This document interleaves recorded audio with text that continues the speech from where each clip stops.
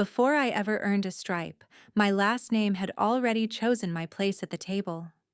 The Mercer's dining room always smelled of vinegar and polish because my father believed discipline lived in surfaces as much as in men.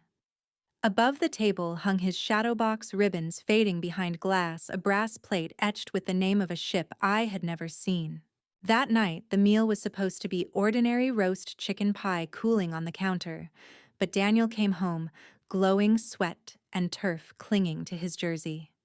The table tilted toward him, the way it always did. Mom slid a plate under his grin and kissed his temple as if the scoreboard were proof of sainthood. Dad popped 2 bottles, clinked them together with a pride that filled the room. Over time, and still had the motor, he said. That's how you do it. Then, almost like liturgy, outrank if you can't outfight. The phrase hung in the air, older than either of us, a rule handed down like furniture. I cleared my throat. The envelope lay by the salt heavy with the state seal, the kind that left a dent in your thumb. It's nothing dramatic, I offered. Just a letter. Everything with you is a letter. Daniel shot back, leaning so far in his chair it squealed. One day you'll be filing my paperwork, little sis. He tapped his fork like a drummer marking time. Dad smirked as though wisdom had been spoken. Mom laughed politely, then swept a crumb into her palm. No one opened the envelope. Instead, Dad steered the talk into sea stories, storms and wrenches and victories, measured in bruises. Daniel leaned in, hungry for each detail. Mom cut pie, sliding slices onto plates, murmuring, "Your sister's always so serious." The knife's flash hit the brass plate, a glint like recognition that vanished before I could claim it.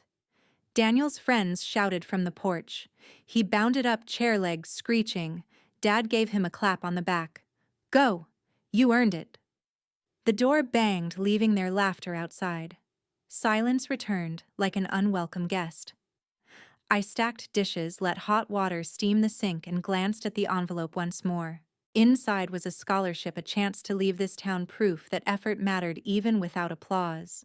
Yet in this house, importance was measured in touchdowns and stories that broke skin. Later, when the kitchen dimmed to the stove clock's glow, I held the letter in my hands. I opened it, memorized the words, then tucked it back into the cream paper sleeve. The gum sealed neatly under my thumb, precise as a uniform fold. That night, I folded the letter back into its envelope. I didn't cry. I just stopped expecting them to see me. They thought discipline made me dull. It made me dangerous. At Fort Hamilton, the nights were quieter than most bases I had known. Concrete walls hummed with the rhythm of HVAC monitors, glowed faint green through half-shut blinds, and the corridor lights never truly slept. I stayed late because silence was the only ally who never demanded proof. My office window overlooked the motor pool.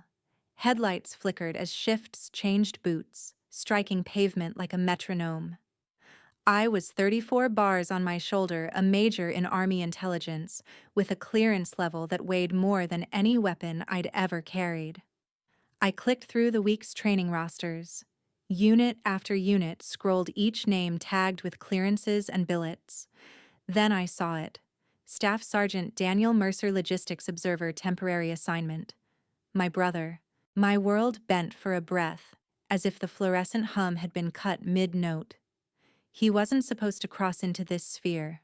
The last time he'd mocked me, I was still standing in our parents' kitchen, envelope in hand. Now my signature authorized satellite reroutes. He was coming anyway. I leaned back in my chair, spine pressing into fabric stiff from years of starch and sweat. I remembered the day I pinned Major. There had been no champagne, no speeches, only a package from my mother arriving late, cookies wrapped in plastic, and a note. "Good for you. We're proud of your brother too." Pride was a currency they only spent on him. The cursor blinked beside his name, insistent. I closed the roster and exhaled once, slow and precise, the way they teach you before marksmanship: steady hands, steady mind. Yet inside me, a chill settled heavier than the uniform. He would arrive grinning, certain that nothing had changed. He would still see the girl clearing plates, not the officer running joint command briefs. The phone rang. Mom's number lit the screen. I answered, already braced. "Your brother will be at Fort Hamilton soon," she said, as if delivering news of a holiday guest. Then softer the sentence cut to fit its purpose. "Don't embarrass him." The words landed like a verdict. I almost laughed, though there was nothing funny in the idea that his comfort still outranked my authority. "I won't," I said simply. My voice was level, stripped of explanation. She hung up before I could decide whether to remind her of my title. For a long moment I sat there, phone heavy in my palm, heartbeat, slow but dense, each thud a weight. In the outer hall, 1SG Amanda Briggs walked past with her tablet eyes flicking once toward me. A brief nod, curious, not unkind. She had seen the roster too. She knew the collision on the horizon. Somewhere down the corridor, Colonel Stephen Rourke exited a briefing room. He didn't glance at me long, just enough to register presence as if storing it for later. Allies move quietly at first. I shut off the monitor and gathered my notes. The base outside smelled of wet asphalt and exhaust, the air cold enough to sting. I walked across the parade ground, stars washed out by sodium lights, each step steady. I wasn't 16 anymore. If he walks into my room, he won't find the sister he used to bully. He'll find a major with clearance and command. They said generals had seen everything. That morning they saw my brother test me in the one place he should never have entered. The CF breathed cold through the vents, a hush that flattened sound. The Joint Command emblem gleamed above the screen. 20-odd officers sat in disciplined rows, 2 civilian analysts with tablets open. I stood at the console, badge in its reader, the first slide, waiting a satellite capture rimmed with coordinates and UTC timestamps. "Good morning," I said, not loud, just precise. "We'll begin with infrastructure touchpoints and spoofed nodes mapped over the last 3 weeks. A laser dot steadied on the map. A chair creaked in the 4th row. Daniel. Out of uniform, leaning back, as if the air itself belonged to him. The temporary observer lanyard sat where a TSSCI stripe should have been. Even at a distance, I could read the blankness of it. In my ear, uninvited, my mother's voice. "Don't embarrass him." Slide 2, a schematic layered in blue bands, traffic spiking around mid-tier data centers. I kept going. "You'll see activity clustered here, here, and here. The pattern coincides with internal pressure points. Careful, sis, don't let your paperwork get in the way of real soldiering." It fell into the dim like a coin down a well. Someone coughed. I did not look at Daniel. I moved the laser 1 millimeter and finished my sentence where I'd left it. "Silence has temperature." Mine cooled the room a degree. I let it hold for one breath, then shifted my gaze left. 1SG Amanda Briggs stood by the access console, tablet cradled, expression neutral. I met her eyes. A single nod. She touched her screen, professional, unhurried. The door hissed. 2 MPs entered, posture crisp, footsteps respectful enough to be kind. Daniel didn't stand at first. He smirked toward the aisle, then toward me, as if one more line might tilt the room back in his favor. "Guess I wasn't invited to the nerd party." "Sir," one MP said quietly, "you'll need to come with us." He rose with a shrug designed to make the whole thing look like theater. For a heartbeat, I saw the boy who learned our father's maxims like hymns and mistook volume for power. Then his shadow thinned across the carpet and left the row. No one spoke. The door sealed with the soft finality of a lid closing. "Continue, Major Mercer," Colonel Rourke said. I hadn't realized I was waiting to exhale until the breath left me steady. "Copy," I answered, and the word felt like a switch thrown. Slide 3 bloomed, protocol exposure windows overlaid with mitigation routes. My cadence settled. We rerouted traffic at 0221 and again at 0453. Interagency handoff begins at Phase 4. Proposed patching below. Questions came in crisp vectors. A lieutenant colonel asked for the latency delta on the reroute. I gave the number without looking down. A civilian analyst asked about 2 anomalous pings. I parsed them against known decoys. At the edge of vision, Briggs returned to her tablet, thumbs moving. The chain would start there. Access logs captured tailgating flags, pulled CCTV stills lifted with timestamps to the second. We closed on recommendations. The emblem above me threw back the light. Rourke's face offered nothing performative. I had learned that meant attention without bias. Pens paused, shoulders straightened as the room reset to the work. The air felt clean anew. The questions ended with clarity, not applause. I saved the deck, removed my badge from the reader, and felt the small sting where plastic slipped against skin. Daniel would be halfway to the corridor by now, and the story he told about me would need a new tense. As I clicked to the next slide, I knew the incident report wasn't just paperwork, it was the start of my reckoning. If you want to see how silence turns into power, stay with me, subscribe now so you won't miss the next part of the story. Family could forgive. Protocol never did. The chamber was bright in a way the safe never was. Sunlight pushed through high windows, banners caught in still air, the flag and the national crest, watching over the raised desk where 3 senior officers sat like a tribunal. Fort Hamilton called it a security review board, but everyone in the room knew what it meant when protocol had been tested. This was where verdicts were carved. Daniel slouched into his chair as if it were a casual interview, not a disciplinary review.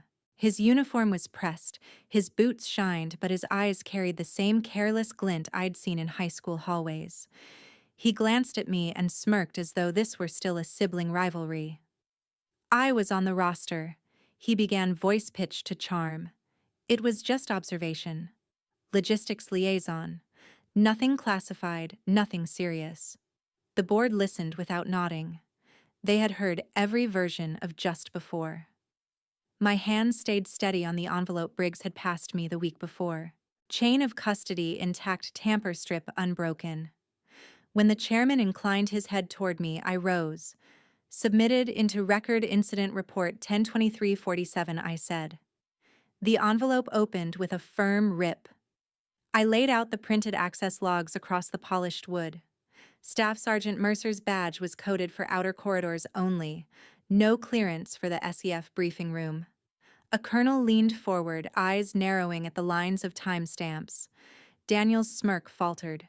Objection, he muttered, as if this were a court where objections held sway. I walked in with others. I didn't hack anything. It was just an open door. Correction, Briggs said crisply, stepping up with her own packet.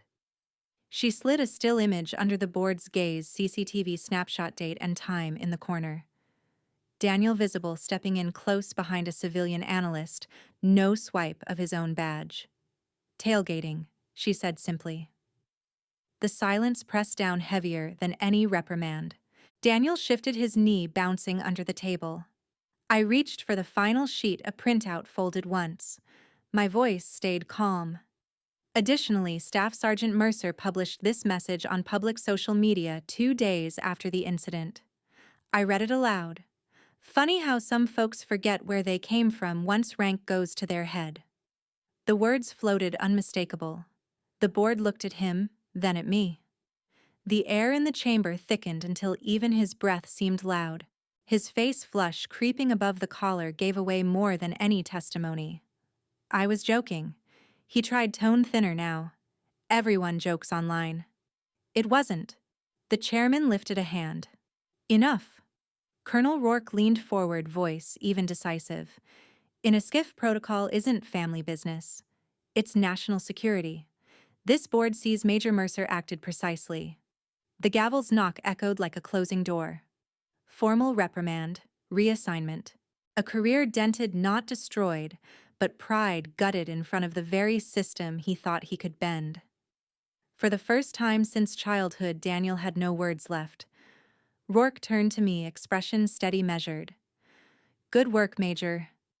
It was simple acknowledgement, but it rang louder than any cheer I'd ever waited for at our family table. Briggs caught my eye across the chamber, her nod small but certain.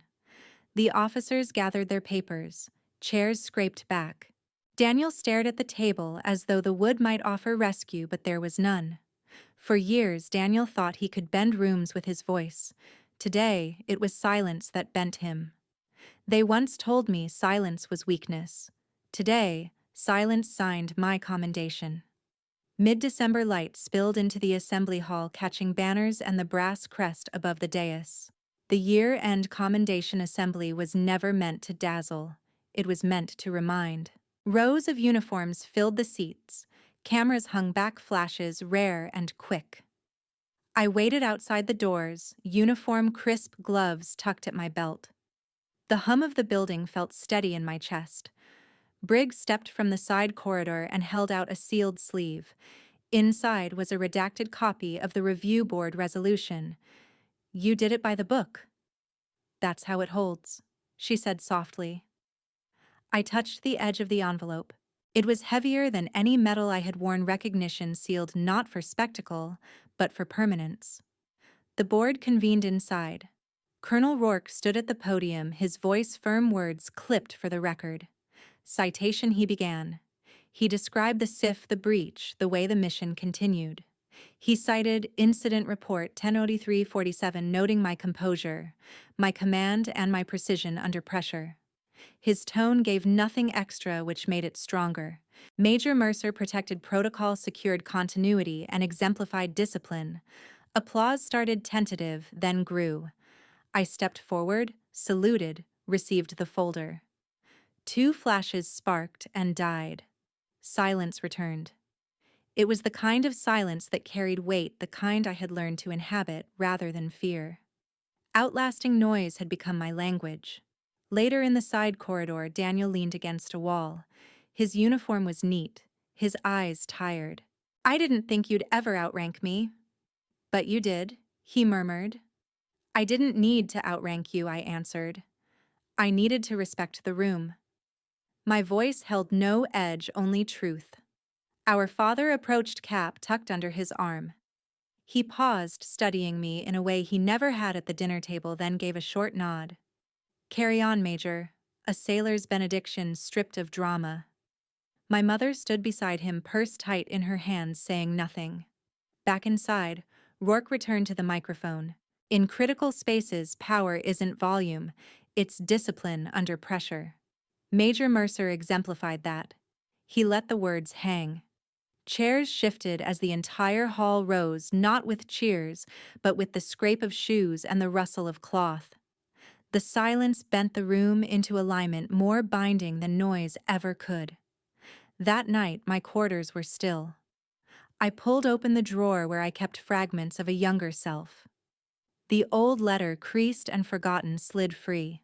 I framed it quietly, setting it on the shelf without taking a photo, without sending it to anyone. For years, I had begged them to see me. Tonight, I understood. For years, I chased their recognition. Turns out, silence had already given me mine. I carried that silence for years, believing it meant weakness, until the day it became my armor and my verdict.